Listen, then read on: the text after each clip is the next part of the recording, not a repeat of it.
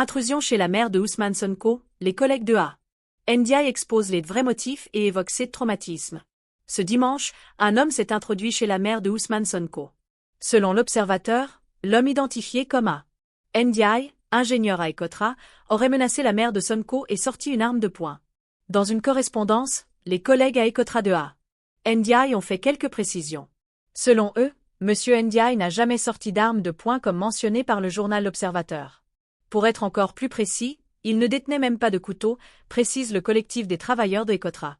Ensuite, disent-ils, son geste à la maison de la mère de Ousmane Sonko n'a jamais été motivé par la violence. L'acte de M. Ndiaye n'était en aucun cas motivé par la violence, mais bien par le désespoir. Son cri devant la maison familiale de M. Ousmane Sonko était l'expression de son inquiétude face à l'effondrement imminent de son entreprise, une situation qui s'inscrit dans un contexte plus large, lit-on. Ses collègues expliquent que A.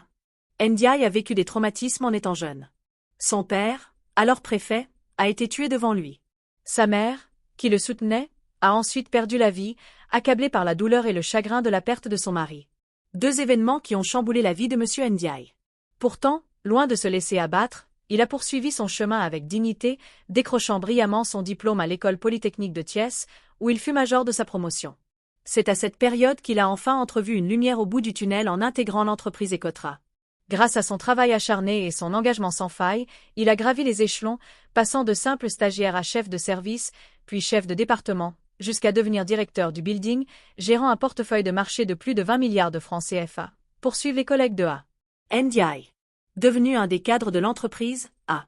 Ndiaye n'a pas digéré de voir des centaines d'employés d'Ecotra dans une situation critique, sans salaire depuis des mois. Le véritable motif de la présence de M. Ndiaye devant la maison de M. Sonko n'avait rien à voir avec une quelconque menace de mort. Il s'agissait d'un appel au secours, un cri d'alarme face à une situation critique. Les 1500 employés d'Ecotra n'ont pas perçu leur salaire depuis 6 mois, une crise directement liée au non-paiement de la dette publique par l'État du Sénégal. Ce contexte de précarité extrême, qui impacte non seulement M. Ndiaye mais aussi des milliers de familles, explique son geste de désespoir.